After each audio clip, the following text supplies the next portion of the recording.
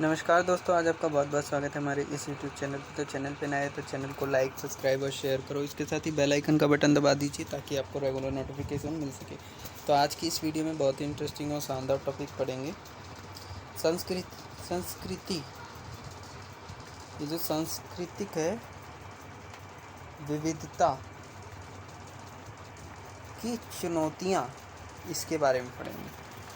सबसे पहले हम लोग ज़्यादा समय ना खराब करते शुरुआत करते हैं। विविधता का शब्द सबसे पहले समझते हैं। विविधता शब्द का अर्थ, विविधता शब्द असमानताओं के बजाय अंतरों पर बल देता है। जब हम यह कहते हैं कि भारत एक महान संस्कृति विविधता वाला राष्ट्र है, तो वो हमारा तो उससे हमारा ये तात्पर्य रहता है कि यह अनेक प्रकार के सामाजिक समूह या समुदाय के लोग निवास करते हैं। तो इसको यहाँ पे अंडरलाइन कर लो, विविधता। और ये 2 नंबर के क्वेश्चन में आता है।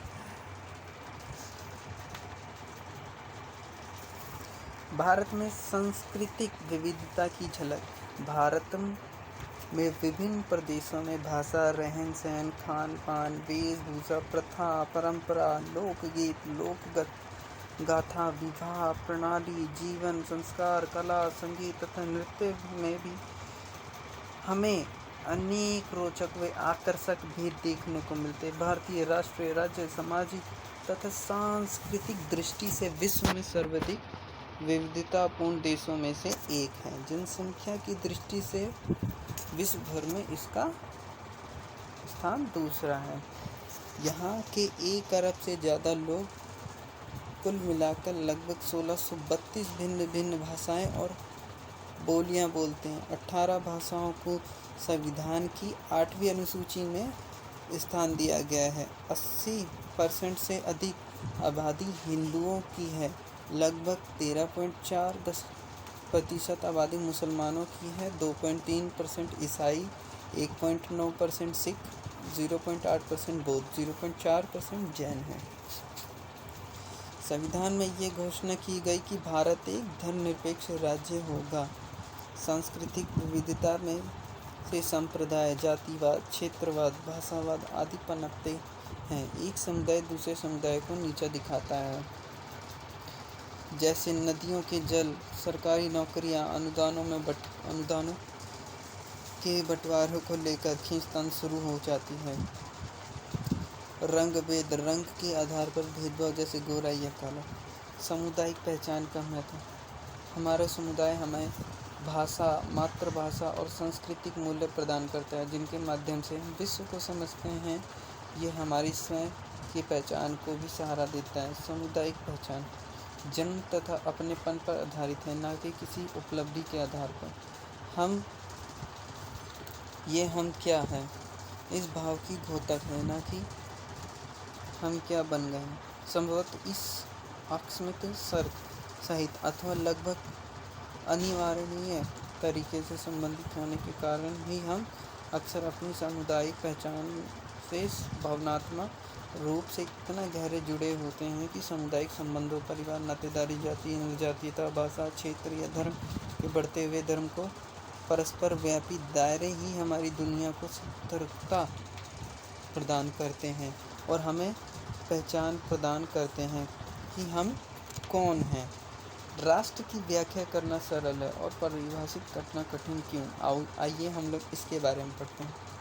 राष्ट्र एक अनूठे किस्म का समुदाय होता है जिसका वर्णन तो आसान है, पर इसे परिभाषित करना कठिन है। हम ऐसे अनेक विशिष्ट राष्ट्रों का वर्णन कर सकते हैं जिनकी स्थापना साझे धर्म, भाषा, इतिहास अथवा क्षेत्रीय संस्कृति जैसे साझी संस्कृति, ऐतिहासिक और राजनीतिक संस्थाओं के आधार पर की गई है। उदाहरण के लिए ऐसे बहुत से राष्ट्र हैं जिनकी अपनी एक साझा या सामान्य भाषा, धर्म, निर्जातीयता आदि नहीं है। दूसरी ओर ऐसी अनेक भाषाएं, धर्म या निर्जातीयता हैं जो कई राष्ट्रों में पाई जाती हैं, लेकिन इससे ये निष्कर्ष नहीं निकलता कि हम सभी मिलकर एक एकीकृत राष्ट्र का निर्माण करते हैं। उदाहरण के लिए सभी अंग्रेजी भाषी लोग, ये सभी बौद्धावलंबी, आत्म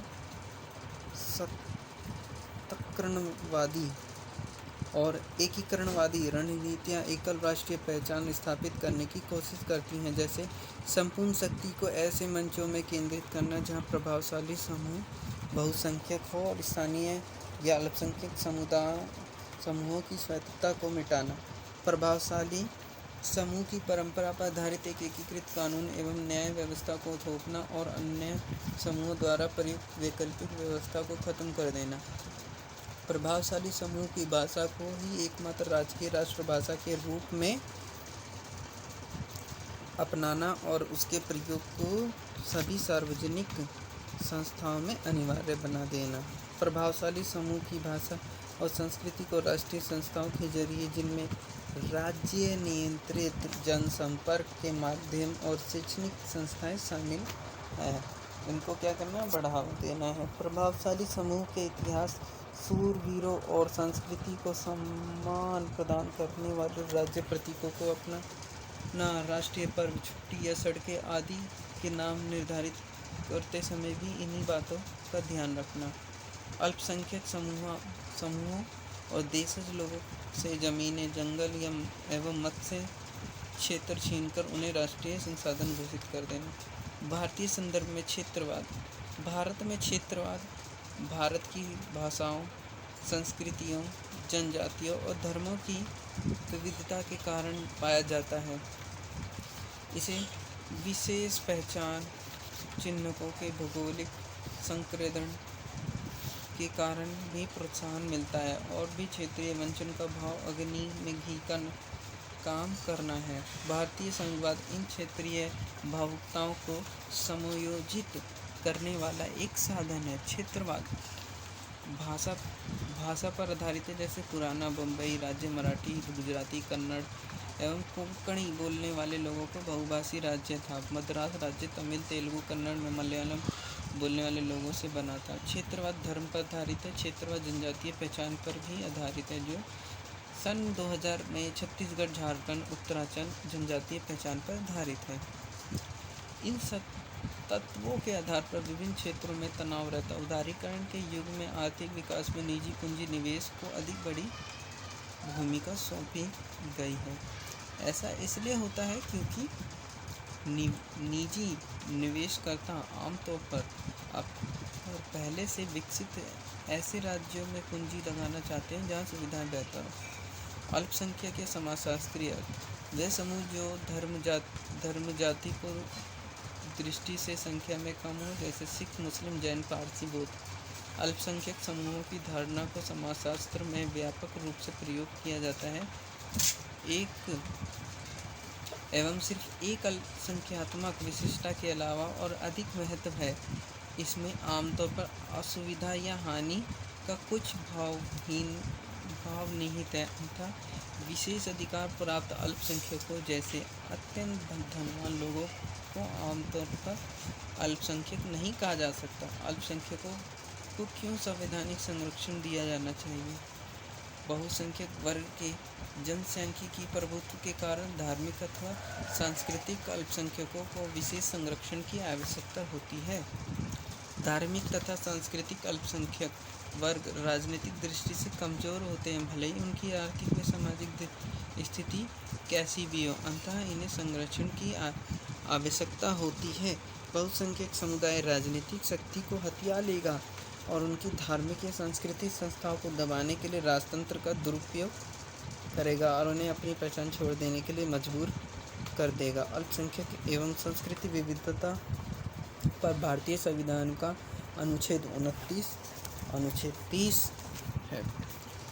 अनुच्छेद 29 भारत के राज्य, क्षेत्र या उसके किसी भाषा के निवासी नागरिकों को किसी भी अनुभाग में जिसकी अपनी विशेष भाषा, लिपि या संस्कृति है उसे बनाए रखने का अधिकार होगा। राज्य द्वारा घोषित या राज्य निधित सहायता पाने वाली किसी शिक्षा संस्था में प्रवेश से किसी भी नागरिक को केवल धर्म, मूल वंश, जाति, भाषा या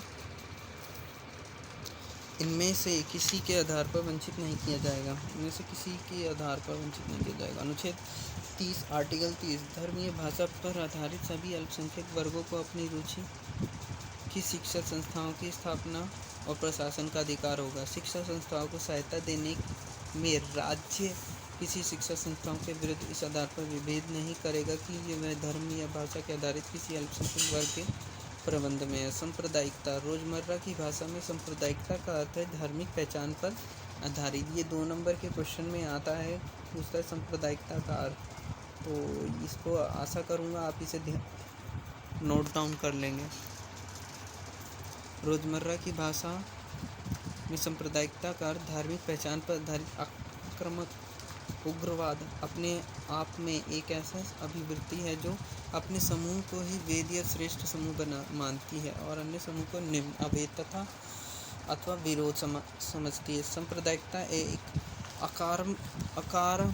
ये आक्रामक है राजनीतिक विचारधारा है जो धर्म से जुड़ी होती है। सांप्रदायिकता राजनीति से सरोकार रखती है, धर्म से नहीं। यद्यपि सांप्रदायिकता धर्म के साथ गहन रूप से जुड़ा होता है तो भारत में बार बार सांप्रदायिक तनाव फैलते हैं जो कि चिंता का विषय बना हुआ है। इसमें लूटा जाता है, बलात्कार होता है और लोगों की जान ली जाती है, जैसा कि 1984 में सिखों के साथ एवं 2002 में गुजरात के मुसलमानों के साथ हुआ। इसके अलावा भी हजारों ऐसे फसाद हुए हैं जिसमें सदैव अल्पसंख्यक का बड़ा नुकसान हुआ है। धर्मनिरपेक्षतावाद। पश्चिमी नजरिए के अनुसार इसका अर्थ है चर्च या धर्म को राज्य से अलग रखना, धर्म का सत्ता से अलग रखना पश्चिमी देशों के लिए एक सामाजिक इतिहास की हैसियत रखता है। भारतीय संदर्भ में धर्मनिरपेक्ष राज्य वह होता है जो किसी विशेष धर्म का अन्य धर्मों की तुलना में पक्ष नहीं लेता। भारतीय भाव के राज्य के सभी धर्मों को समान आदर देने के कारण दोनों के बीच तनाव से